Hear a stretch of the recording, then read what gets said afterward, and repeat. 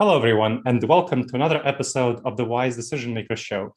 Today, we have a special guest for you, and she will introduce herself momentarily. But as a reminder, my name is Gleb Tsipursky, and I'm the host of the Wise Decision Maker Show, where we help you make the wisest, most profitable decisions. All right, Jill, over to you. All right. Hi. Thanks for having me. My name is Jill Kuhlman. I'm the Chief Administrative Officer for FST Logistics. I've been in talent acquisition, HR, and employee engagement for about 15 years. Excellent. Thank you very much. So, what we discussed prior to the show, the first question we're going to talk about is what problems, expected and unexpected, have you been encountering as you're transitioning to the new normal, both in the early stages of the pandemic and now that we're hopefully getting out of the pandemic, and in a few months, hopefully within the next year, it'll become more of an endemic situation. Yeah, let's hope. Gosh, what have I learned? I would say throughout the beginning and even today, it's the unknown. It's the unknown and then what changes. So it's a little bit of, hey, we might have to work from home, and being in logistics and having warehouse employees and drivers, that was not common for us. So it was, what don't we know? What do we know? How do we mitigate it? And then a lot of changes that would happen, trying to stay compliant. We would watch, DeWine, and then we'd say, oh, we have to go get thermometers because now we have to temperature check. And lo and behold, there were no thermometers to be found, right? So we'd have to constantly pivot. We got pretty good with that. We found that our employees appreciated the transparency, quite frankly, of, hey, we don't know what we don't know. We're learning as we go. I would say now it's a little bit of the vaccine mandate.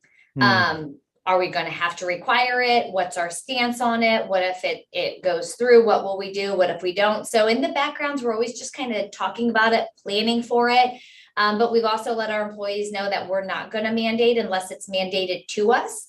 Where our plan and our strategy has always been to educate our employees, give them the resources available. We had vaccines come on site for those that wanted it, but it's not required unless the government requires us. So it's a little bit of the unknown, and it's just constantly planning for it and then replanning for it.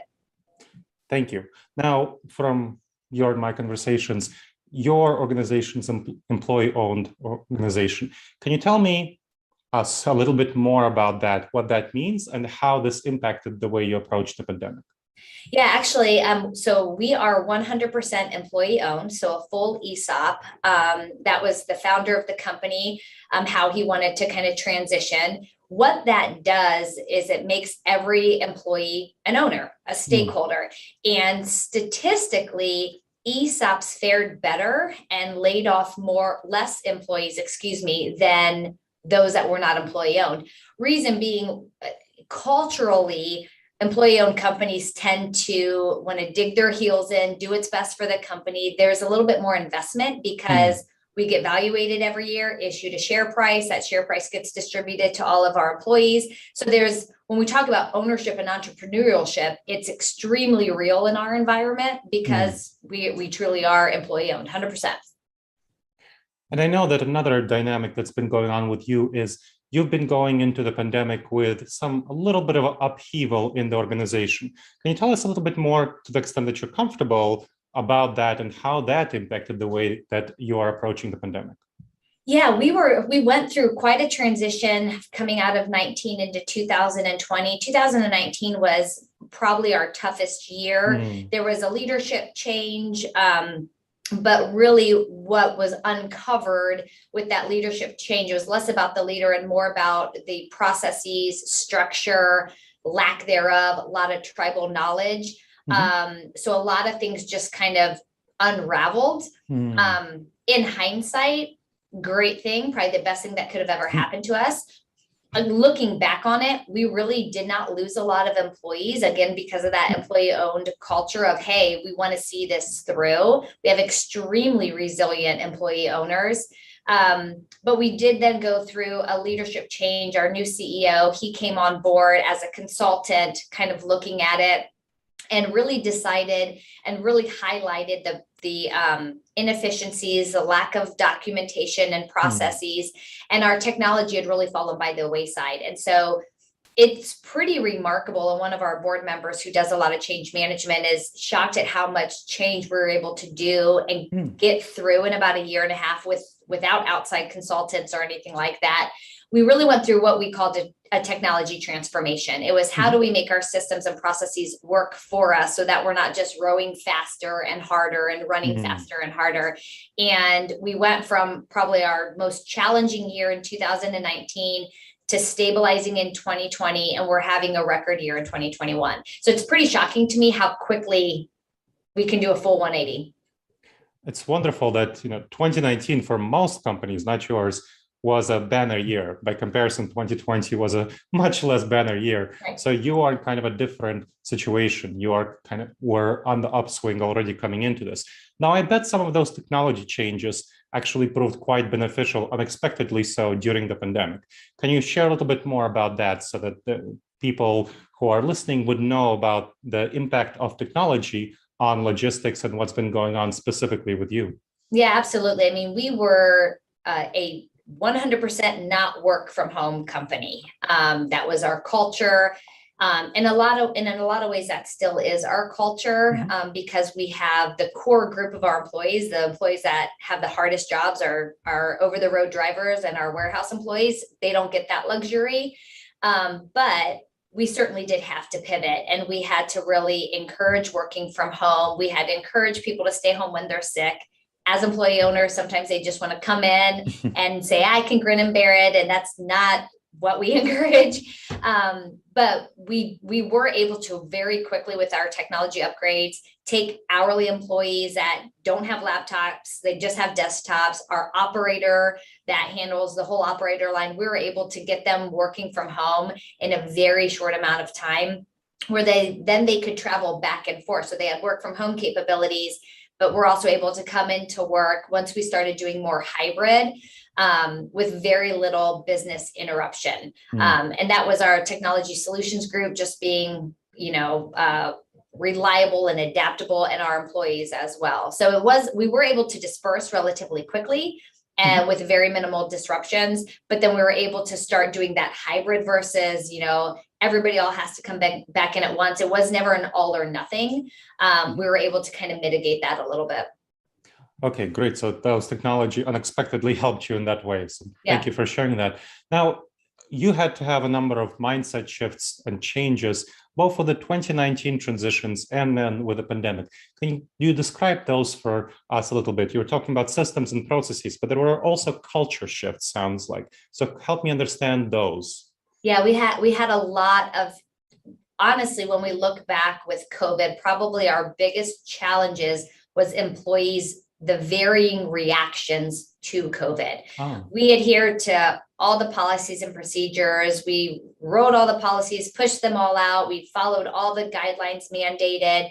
But it was that the fear and people's varying reactions to fear. So some people are like, oh, it's okay, and I'm not going to get it. And some people were like, it could be sitting on this cardboard box for weeks on end, and I could walk by it and get it, right? And so it was a lot of that caused the most disruption. And the best thing we found was face-to-face conversations, lots and lots of communications. We actually did a town hall after hours and encouraged employees to bring their family members online to answer questions, Q&A, how we're keeping employees safe, what's reasonable to expect from a company to keep employees safe, and what's reasonable to expect of employees to keep themselves safe. And, working from home being temporary, what the expectation when we sent them home, it was always, this is temporary. We actually tried to bring them back multiple times, but we had a pandemic response team, and we'd say, hey, we're ready to bring them back. You just never know how COVID cases were going to spike at the time. We stayed nimble. We said, nope, it's not the right time. Now we're kind of running into schools, right? Where if you're under 12, you can't be vaccinated.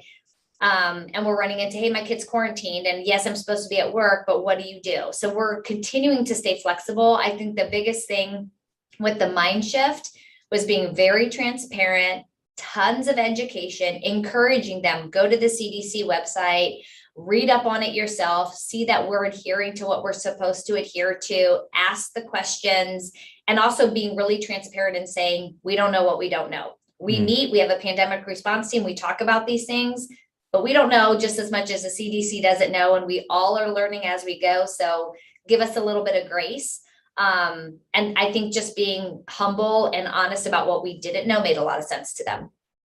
So it sounds like there are two big things that I'm hearing. One is about the role of emotions as such in people's responses, which is not something that is typically considered at work. And the other is vulnerability on the part of the leadership and kind of that humility. Can you talk about what you learned about both? Let's start with the role of emotions and its importance in leadership and leading a company, in the responses of employees. The biggest thing I learned is everybody's emotions are real to them, and you can't discount that. So it's not as simple as saying, here are all the facts, and so your emotions don't matter, because they do matter. And it's certainly the people that worked from home struggled more with coming back into the office, because once you remove yourself, you create this sense of safety, whether real or imagined or a combination of the two. That was very hard for them to come back. And so they created a lot of barriers in their mind about what it means to be safe and not safe. And so it was just a lot of that one-on-one dialogue. I would email and talk to spouses, children, that said, I don't think you're keeping my mother safe at work. Let me talk to you. Let me explain what we're doing. Let me feel at ease. So it was a lot of those one-to-ones, but also never discounting their fear, because it was very, very real. So I think that was the biggest thing I learned there. As far as vulnerability, it's very humbling to try to read these relief bills and laws and policies and try to do the best that you can do with the little information, and the government's learning as they go as well. So we quickly were humbled and we were just really quick to say, we might pivot, and we're not trying to make this yo-yo emotion for you. We're looking out for everyone's best interest. Our number one priority was always the safety of our employees and their families. And we said that every step of the way. And if that meant I said something and then I had to take it back, I think over time they knew it was for the right intent. And it was because we didn't want to put anyone at harm. We do have a business to run, and an important business. We get food to grocery stores. So it was pretty essential.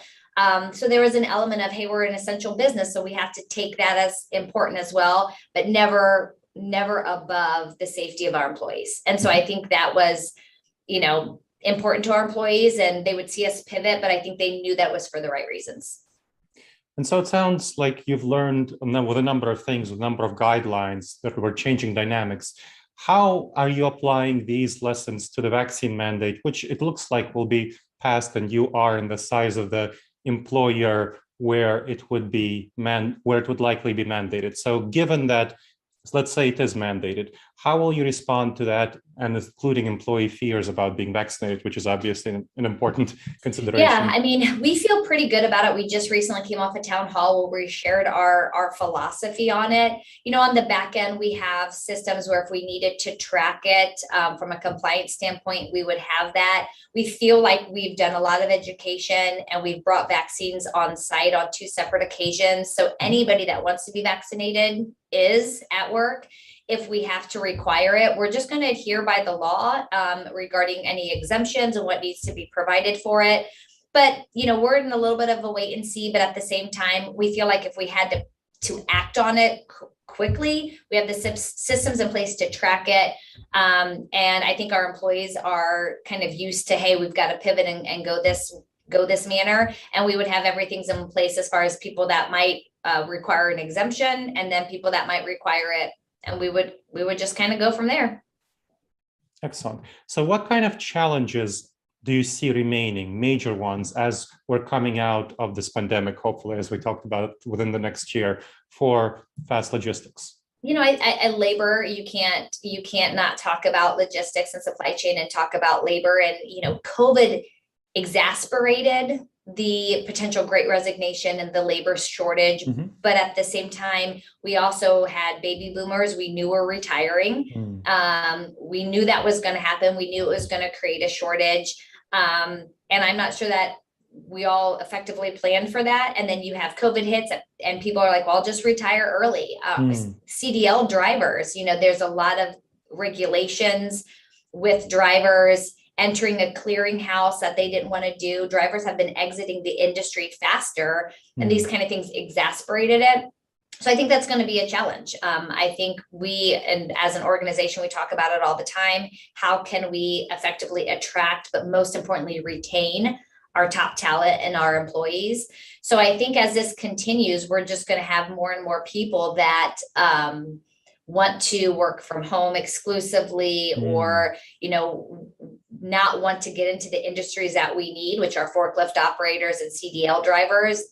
Those are kind of the heart of America in a lot of ways, especially as it relates to supply chain. So we have to just get really creative. And so those are the things we talk about pretty much every day.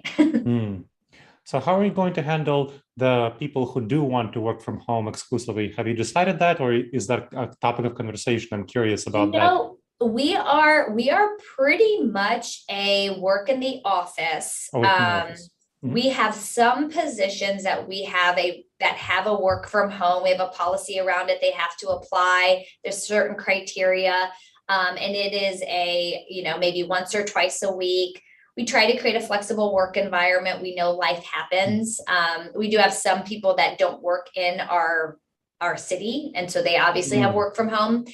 That's an advancement for us, where it was exclusively 100% work from home all the time. So we're a little bit more flexible, but we work so interconnected with people. We just recently moved to a corporate office where we've got our HR, our accounting and finance, our sales team. That's never been the case before. And the synergies and excitement of it. So it's culturally, for us, we want people that want to do that.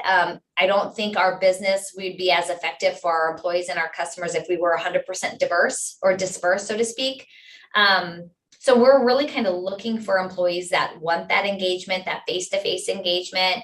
We're at the point where if we're interviewing candidates, we Zoom and Microsoft Teams like everyone else, but we bring them in for a final interview. We want them to meet the team, meet people, see our space, get excited about it.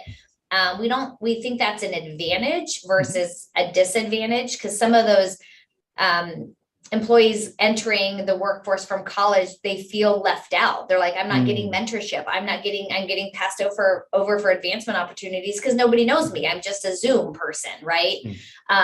So there's pros and cons to it. And we're probably, I wouldn't say in the middle, we're probably a little bit more towards being in the office more than anything else. But it is working for us. And I think because we have such a large part of our employee that would never get that option, being that they are in a warehouse, they're in a truck, and they by and large are what keeps our company floating.